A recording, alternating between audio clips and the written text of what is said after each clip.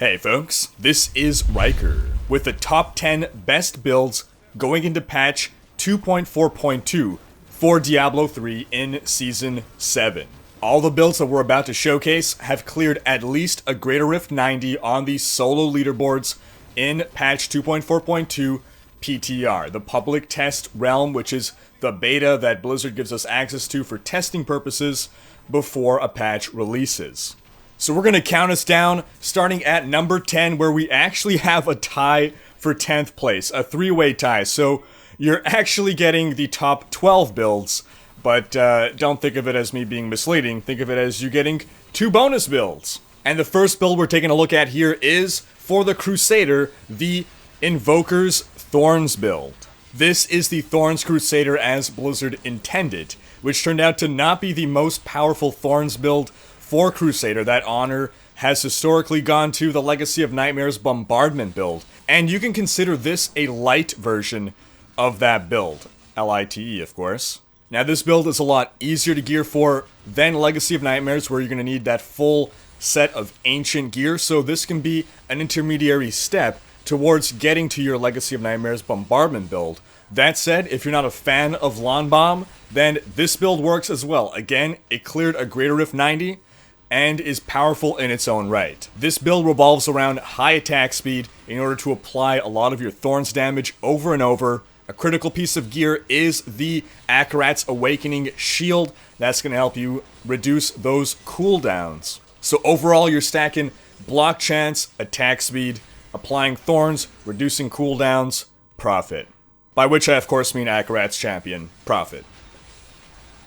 The other 2 builds we have tied for 10th place are both Barbarian builds. Again, both cleared Greater Rift 90s, and the first is the LEAPQUAKE Barb. Now, while the LEAPQUAKE Barb has never been the best Barbarian build, historically beaten out by the Rhykker IK Charge Barb, it still performs well enough. You can push into the 80s with it, and as has been proven, you can also get into the 90s. Patch 2.4.2 breathes new life into the Charge Barb with the Girdle of Giants belt, which has been given a legendary power that works basically Seismic Slam into the build. While this was not the variant used for this particular Greater Rift clear here, which as you can see was a lot more glass cannony going with that Witching Hour, it certainly is powerful and offers enough variation from the past LEAPQUAKE Barb to be worth trying out. Historically, we've used Boulder Toss.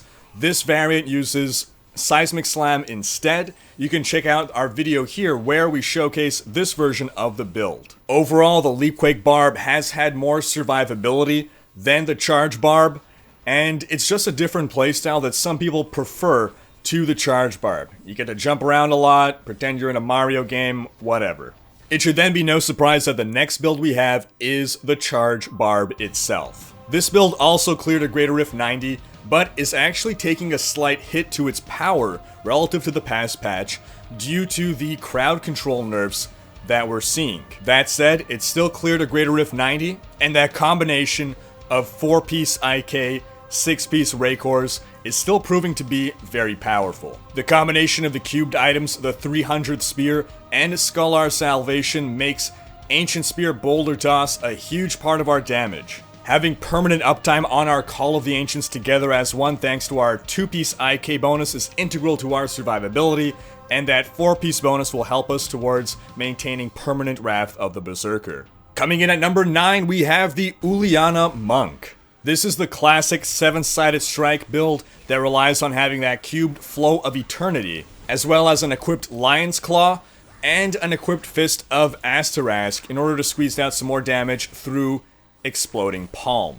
Our survivability comes from that belt, Binding of the Lost, and our Gungdo Gear bracers will help proliferate that Exploding Palm effect. The footage for this ULIANA Monk play was provided by JADE, and for a full breakdown on the build as of patch 2.4.1, check out JADE's channel. You can find a link to that in the description below. But one important part of the ULIANA playstyle is snapshotting. If you really want to be performing as best as you possibly can be, you have to learn the snapshot mechanics, which are a little bit too much to talk about right now, but look into it if you really want to push Ulianas to its limits. Otherwise, even without snapshotting, this build is still strong. Coming in at number 8, we have the Barbarian Legacy of Nightmares Thorns build. This will be the last Barbarian build we cover on this list. This build cleared a Greater Rift 92, and is an interesting variant of a Thorns build. Of course, Crusader was the first class to do Legacy of Nightmares Thorns, but at some point, I believe it was last season,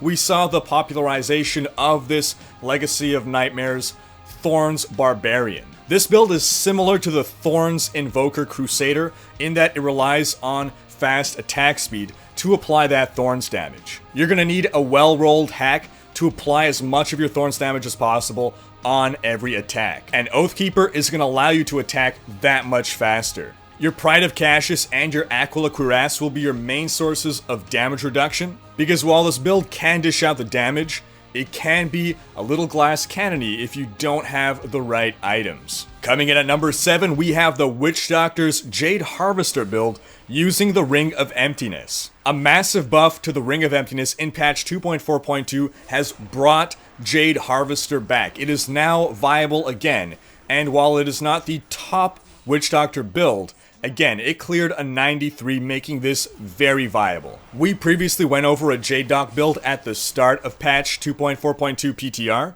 and while that was nerfed, Jade is still viable, and we're soon to have an updated build guide on how to rock this in Season 7. But basically, because of the Ring of Emptiness, you're still trying to apply Haunt and Locust Swarm to all your enemies. They take a ton more damage when under those effects, thanks to that ring. A Vile Hive gives you the Pestilence rune on Locust Swarm for free, and a Sacred Harvester is a no-brainer. Getting 10 stacks instead of 5 is super important when Jade Harvester gives you the effect of every rune on your Soul Harvest. Coming in at number 6, we have the Wizard Firebird Archon build. Now, this is actually the only Wizard build that will be featured on this list. But for anyone saying rip Firebirds or that Firebirds is dead thanks to the fixing of the Firebug build, that Firebug exploit by reworking the 4-piece and 6-piece bonuses of the Firebird set, well, this still cleared a Greater Rift 95 on PTR, meaning on live it'll be capable of clearing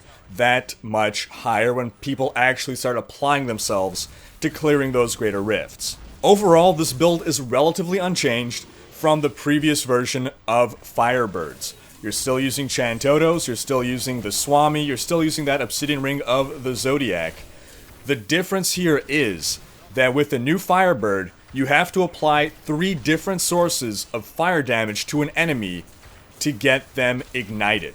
Because of that, we're going with Arcane Torrent Flame Ward, we're going with Magic Weapon Ignite, and we're going with Explosive Blast Chain Reaction as our 3 sources of fire damage. You can check out this video here for a full breakdown on this build. Coming in at number 5, we have the Monk SUNWUKO Lashing Tail Kick build. We made a video on this toward the start of PTR. We call it a Chuck Norris Monk build because of those roundhouse kicks. And while this build has since seen some adjustments on PTR, overall this build is still strong and certainly viable. This variant that cleared a Greater Rift 95 is a fire build and relies on combining the SUNWUKO set with the revised Scarbringer, which increases the damage of Lashing Tail Kick. You also don't want to ignore the Spirit Stone Gyanan Nakashu, which as a primary affix increases the damage of Lashing Tail Kick by up to 100%.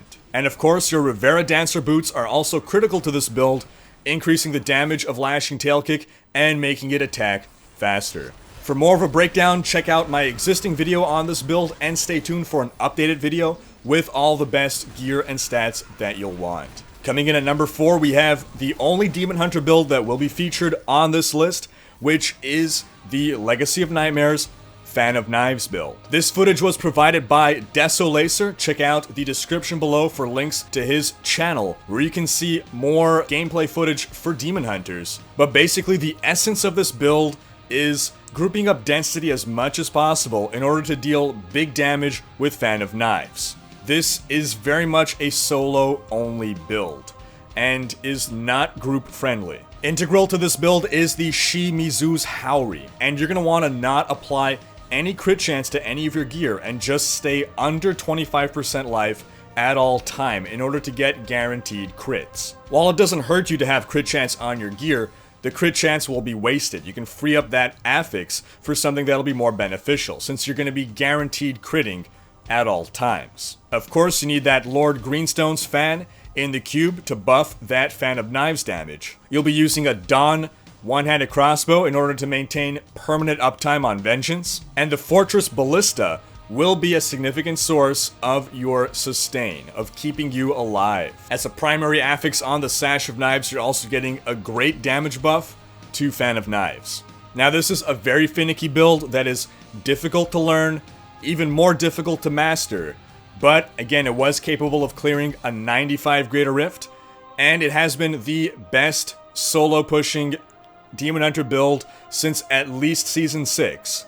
That said, if you want a build that is more party-friendly, more versatile, and still strong, certainly still capable of pushing into the 80s, you can check out the Unhallowed Essence Demon Hunter. Coming in at number 3 with a Greater Rift 97 clear is the Witch Doctor once again, this time with a HELLTOOTH variant of the Ring of Emptiness build. HELLTOOTH has been the top performing Witch Doctor build since last season. The HELLTOOTH Gargantuan build has been the tops. This is still going to be HELLTOOTH Gargantuan, but we need to work in that Ring of Emptiness. And we're also going to want to have a Wormwood in our cube to be applying Locust Swarm. The playstyle is still pretty similar to the previous season's HELLTOOTH Gargantuan build, with the key difference being that you need to actively apply Haunt to your enemies. Thanks to Wormwood, Locust Swarm will be automatically applied to enemies near you, and of course Gargantuans will continue to be the main source of your damage. Otherwise, this build is still relatively the same. You can check out our old video, but stay tuned for an updated one on what revisions you need to do to bring your old Season 6 Witch Doctor into Season 7. Coming in at number 2 with a Greater Rift 98 clear is the Crusader Legacy of Nightmares Bombardment build. This has been and continues to be the top performing solo Crusader Greater Rift pushing build. You can check out our video on it for the full breakdown, but basically it relies on Bombardment and Thorns to be dealing huge amounts of damage in short bursts. With proper cooldown management and skill rotations, you lay down one big nuke every few seconds to bring down the damage. The Belt of the Trove and the Mortal Drama weapon in your cube will be buffing your bombardment significantly, and your convention of elements is your key to timing your big damage window. Again, check out our video for the full breakdown. Then coming in at number 1, topping this chart with a clear of 100 on the Greater Rift leaderboards, is the Monk Raiment Generator build. Shenlong Generator builds have come in and out of favor throughout the seasons, but now Shenlong's is in style. Buffs to the Raiment set have made this possible, and this build is actually a little difficult to play with regards to sustain. It's capable of big damage. However, you're a lot more glass cannon than some of the other monk builds that we've gone over on this list. With the 2.4.2 nerf to Inner Sanctuary Forbidden Palace, that option as damage mitigation for monks is no longer available. So while this build is capable of what we currently see on the PTR, the highest Greater Rift pushes, it does rely a lot more on luck and therefore Greater Rift fishing. But the heart of this build is Shenlong's Fists and the buff that they give you. Once you reach max spirit, you deal a ton more damage. And at that point, we enter what I like to call the Shenlong window. You then want to maximize the amount of time that you spend inside that Shenlong window. You want to be dealing as much damage as you can while you have that damage buff up and keeping your spirit up as much as possible. The skills and gear we take will help us accomplish this. You can check back in the future for a full video on the Shenlong Generator build, but for now, that's going to cap out our list. So what are we seeing? We've looked at 12 builds, and 3 of those have been monk builds, all 3 of which are performing pretty well on the Greater Rift leaderboards. Right now, it's looking like monks actually have the greatest amount of viable builds, the most amount of build diversity, so not a bad time for being a monk or trying out monk. If you try out one of the builds and don't like it, you still have 2 other builds that have been shown to be capable of pushing into the Greater Rift 90s. The Barbarian also has a good amount of diversity now. 3 viable builds. Again, Thorns, Charge, Leapquake. Unfortunately, Barbarian finds itself at the other end of the chart. It's filling out the spots on the lower end. So, Barb won't be one of the strongest classes, but there is diversity there, if that's what you care about. Crusader, not in a terrible spot, has 2 viable builds, one of which can be used to gear for the other. It's a nice transition.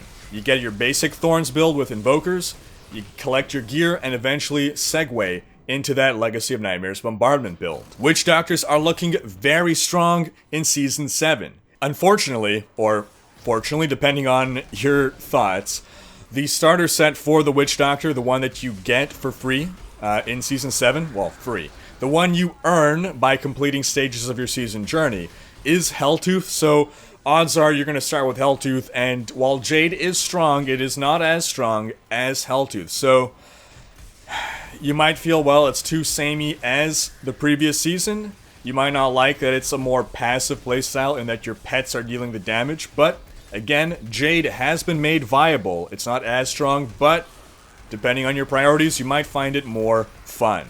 That leaves us with 2 classes that only see 1 entry on this list, the Demon Hunter and the Wizard. Now, the Wizard got hit with a number of nerfs. The 4-man meta Twisted Sword build has been nerfed into the ground. Well, that might be a bit harsh to say. It's been nerfed enough that it most likely will not be seen in the 4-man meta as a DPS class. That role is possibly going to be taken by the Witch Doctor, which is out DPSing the Wizard right now. It's a bit unfortunate that the only solo Greater Rift pushing build we're seeing out of the Wizard is a Firebird build, which is just a weaker version of the Season 6 Firebird build. That said, a lot of people were kind of sick of the Wizard meta, so maybe this is just not the season of the Wizard. Maybe the Wizard is meant to take the nerf stick to the face. But for those who want to keep playing Firebird Wizard, it's still viable, but Wizard is not as strong as it used to be. Then we have the Demon Hunter, which, again, for the most part, is unchanged.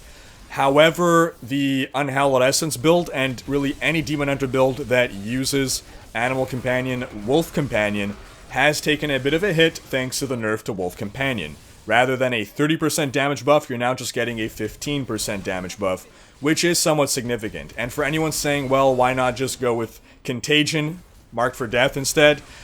That is additive damage and not multiplicative, as the Wolf Companion was made sometime in the past. So Wolf Companion still is better than Marked for Death Contagion. Unfortunately, it's only half as good as it once was, which does translate into a bit of a loss for the Demon Hunter. That said, I'm still going for Unhallowed Essence Demon Hunter for Season 7. I've been missing the Demon Hunter. I love the playstyle of Unhallowed Essence. It's still strong enough. Something doesn't have to be the best for me. As long as it's strong enough, you know, it's capable of doing well into the 80s, so it's versatile. That's what I want to play. That's what I'm going to play. Let me know your thoughts, folks. What are you going to play in Season 7? That wraps up this video. Thanks for watching. Special thanks to my Twitch supporters and Patreon supporters for making these videos possible. Check out these other videos, and subscribe to join Rhyker's Raiders to be notified when my next Diablo video goes live.